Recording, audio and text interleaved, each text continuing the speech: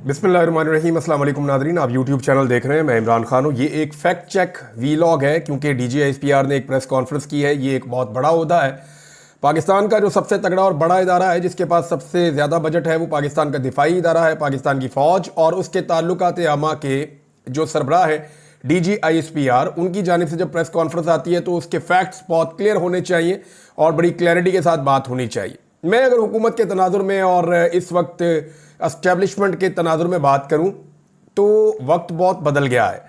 बयानिया जो है ना वो अब हकायक के ऊपर बनाया जाता है। माजी में आप कोई भी एक झूठ बोल देते थे और वो पकड़ा नहीं जाता था, लेकिन अब बहुत ज़्यादा टाइम बदल गया है, वक्त बदल गया है। आज से 15-20 साल पहले तक आप ये कह देते थे कि ये ऐसे हो गया वैसे हो गया, उसको चेक नहीं किया जा सकता था क्योंकि फैक्ट चेक का कोई निज़ाम नहीं था।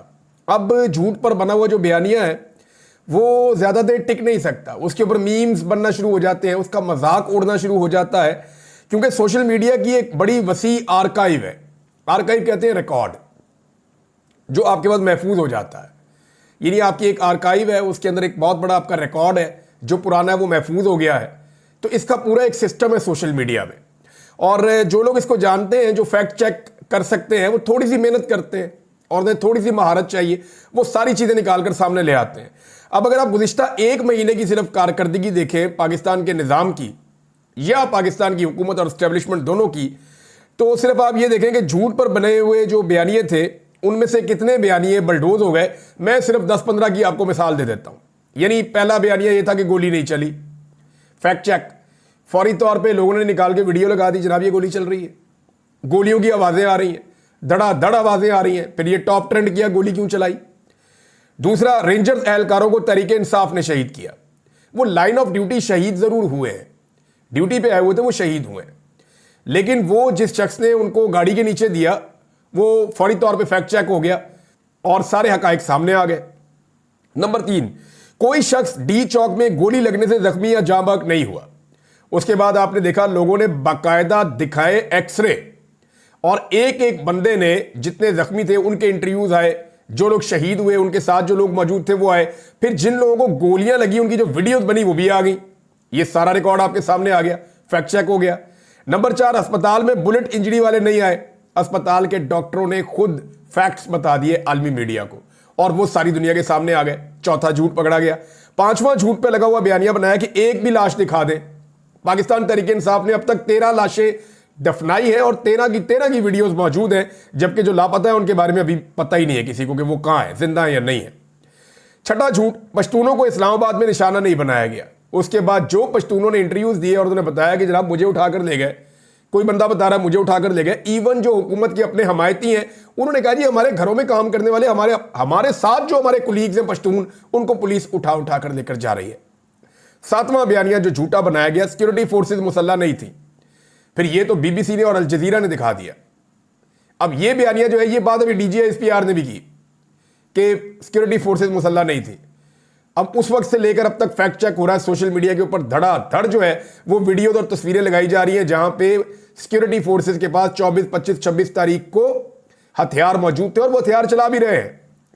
8वां, रिचर्ड ग्रेनल का अकाउंट जाली है। ये भी एक जनाब झूठ गढ़ दिया गया और ये क्लेम किया गया, लेकिन वो मेरे ख्याल में 4 घंटे नहीं चला झूठ और वो फौरी तौर पे साबित हो गया। 9वां, साजिद तारड़ जो है वो डोनाल्ड ट्रंप का मुशीर है।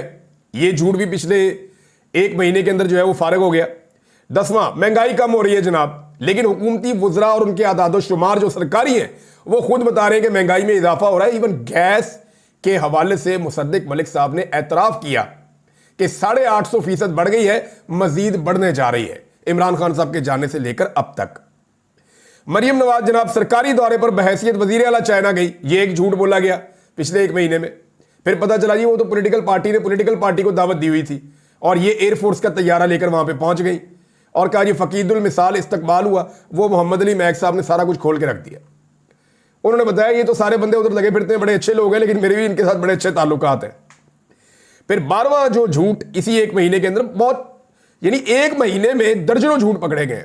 12वां झूठ ये था कि रिचर्ड ग्रेनल और गोल्ड स्मिथ खानदान का कोई ताल्लुक है और पाकिस्तान एक एटमी कुव्वत है, उसको सरनगू करने की कोशिश हो रही।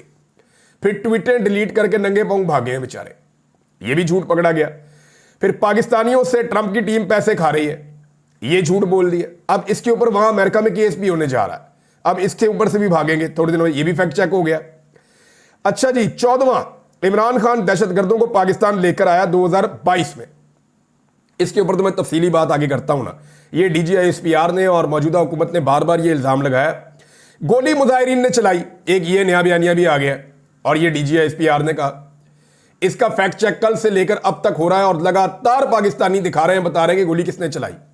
ये वाला एलिगेशन तो हुकूमत ने नहीं लगाया था, ये जो DGISPR साहब ने लगा दिया कि गोली जो है वो जनाब मुजाहिरीन ने खुद ही चलाई, अपने बंदे मारे हैं। और जो जख्मी हुए वो बता रहे हैं जनाब हमें तो रेंजर्स ने गोलियां मारी है, ये हमें जो है सिक्योरिटी फोर्सेज ने गोलियां मारी हैं। और 16वां झूठ जो हमेशा से हम सुनते चले आ रहे हैं कि फौज का सियासत से कोई ताल्लुक नहीं है। अगर आप DGISPR की प्रेस कॉन्फ्रेंस निकालकर सुने तो उनकी प्रेस कॉन्फ्रेंस का एक बड़ा हिस्सा सिर्फ सियासत के ऊपर ही था।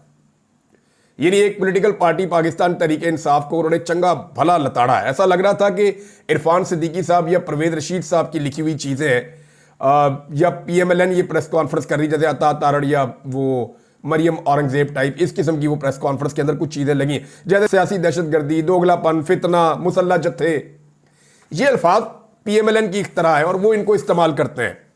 अब आज ये होता कैसे है, देखें मामला ये है कि रवायती मीडिया जब तक था ना तब तक ये चीजें दब जाती थी, ये बयानिए बन जाते थे, चल जाते थे।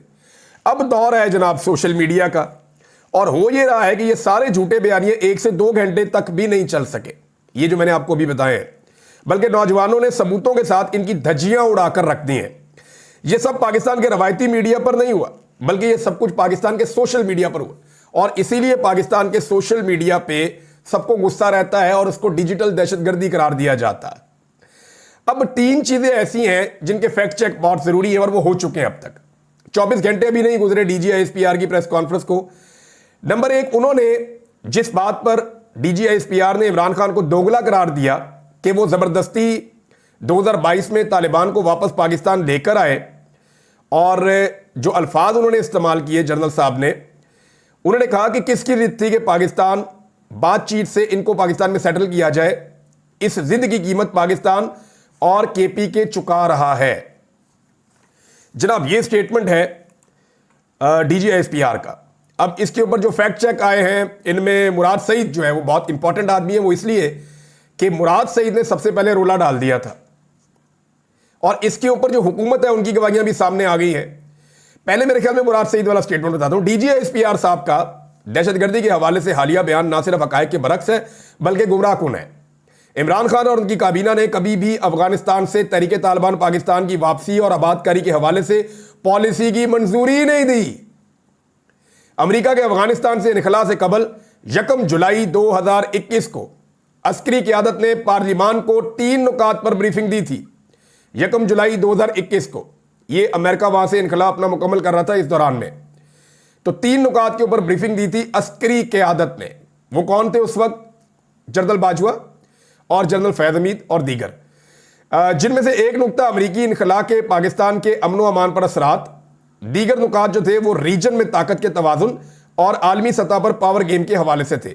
इसके बाद अक्टूबर 2021 में DGISI की तैनाती के अगले दिन अस्करी क़यादत एक 5 नुकाती प्लान मंजूर करने के लिए वजीर आज़म के पास लेकर आई, जिसकी फौरी मंजूरी पर उन्होंने जोर दिया।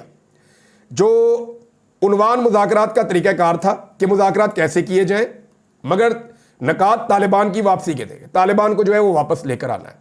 मुझ समेत काबीना के दीगर अराकीन जो ज़मीनी हक़ाइक़ से आगाही रखते थे, उन्होंने अस्करी क़यादत के पेश करदा मनसूबे पर एतराज़ात उठाए, जिनका कोई तसल्ली बख्श जवाब नहीं दिया गया, बल्कि भरपूर कोशिश की गई कि बिना मीन मेख के इनके प्लान की मंजूरी दी जाए। ताहम वज़ीर आज़म इमरान खान ने ऐसे किसी भी प्लान की मंजूरी देने से एतराज़ किया। इमरान खान साहब ने ऐसे किसी मंसूबे की मंजूरी नहीं दी जिसमें बेशबहा कुर्बानियों के बाद हासिल करदा अमन की बर्बादी का इम्कान हो। इस मीटिंग में मौजूद तमाम वज़रा गवाही देंगे कि मेरी बातें उस वक्त अस्करी क़यादत को जितनी भी नागवार गुजरी, मगर जो सवालात मैंने उठाए और जिन खदशात का इजहार किया वो मेरे तमाम खदशात दुरुस्त साबित हुए। रजीम चेंज के बाद जून 2022 में PDM हुकूमत उन्होंने मंजूरी दी, यानी अब जो TTP की वापसी की मंजूरी है वो जून 2022 में हुई है। इमरान खान साहब की हुकूमत गिर गई है अप्रैल 10 2022 में मई और जून इमरान खान की हुकूमत गिरने के 2 महीने के बाद जो हुकूमत पीडीएम की बनाई गई, वो हुकूमत जनरल बाजवा थे उस वक्त आर्मी चीफ, और डीजीआई ऐसे ही थे नदीम अंजुम। इन दोनों की जो है वो मौजूदगी में फिर हुकूमत ने मंजूरी दी कि जनाब तालिबान को वापस लाया जाए, टीटीपी को। और इसके बाद पहला वफद अफगानिस्तान गया, जिससे सबको लाइलम रखा गया। तब जब दहशतगर्दी की वापसी के मुतालिक मैंने बहुत एहतियात से सवालात उठाए।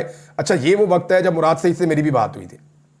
मैंने पूछा था कि प्रॉब्लम है क्या, आप इतना ज़्यादा क्यों इसको मामले को उठा रहे हैं? तो उन्होंने कहा जी मेरे इलाके के अंदर दहशतगर्द वापस आ रहे हैं और वो मुसल्लह हैं। मैंने कहा जी ये तो लोगों को वापस तो आना है, सेटल तो होना है, और इमरान खान साहब माजी में ये कहते रहे हैं कि, तो उन्होंने कहा जी हमारे जो था वो एक मैकेनिज्म बनाना था इसके ऊपर।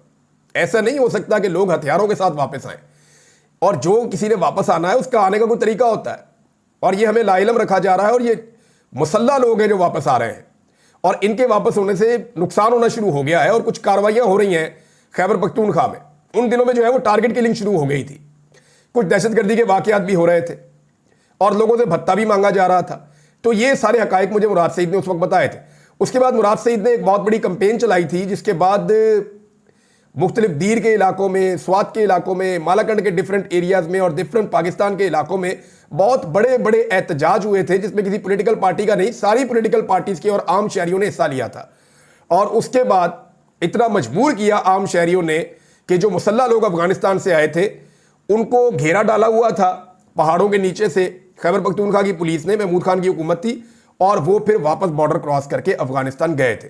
और ये काम करने में मुराद सईद का एक बहुत बड़ा हाथ था, जिसके बाद मुराद सईद को बहुत धमकियां दी गई दोनों जानिब से, यानी एस्टेब्लिशमेंट की जानिब से भी उनके बकौल, और उन्होंने कहा मुझे धमकियां पहुंचाई गई हैं, और दूसरी जानिब उन्हें तालिबान टीटीपी की जानिब से भी धमकियां दी गई।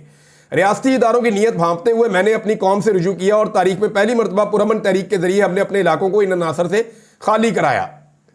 मुझे बताया गया कि यह इनखला आर्जी है और बर्फ पिघलने पर गर्मी तो बढ़ेगी, मगर इससे पहले आपका बंदोबस्त किया जाएगा। अब ये जनाब उन्होंने बताया कि 2022 से 2023 तक मैं तकरीरें करता रहूँ, बहुत सारी चीज़ें इसमें मौजूद हैं।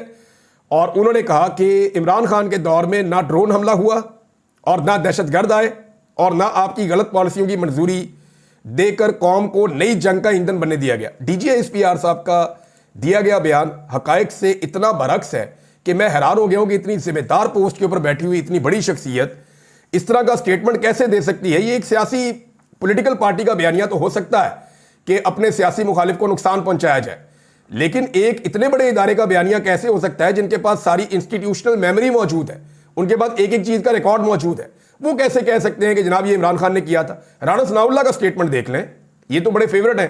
ये राणा सनाउल्लाह का स्टेटमेंट है जी, 7 जुलाई 2022, जून में मुज़ाकरात होते हैं यानी तालिबान को वापस लाने के हवाले से, और टीटीपी के लिए वफ्द जाता है अफगानिस्तान उसके बाद, और राणा सनाउल्लाह साहब उस वक्त वजीर दाखिला थे।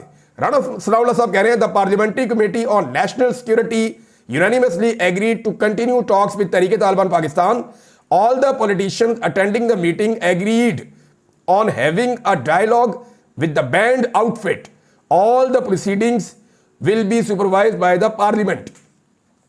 राणा सनाउल्लाह साहब तो ऐलान कर रहे हैं कि हमने इत्तफाक कर लिया, सबने, हम सारे इकट्ठे हो गए, सारी पॉलिटिकल पार्टीज जो इक्तदार में चूं चूं का मुरब्बा लाया गया था पीडीएम सरकार का, इमरान खान साहब ने बात नहीं मानी, रिजीम चेंज करके ये हुकूमत बनाई गई थी, वो कह रहे हैं हम सारे राजी हो गए कि हम टीटीपी से बातें करेंगे, डायलॉग करेंगे, और पार्लियामेंट जो है इसके अंदर इन्वॉल्व रहेगी।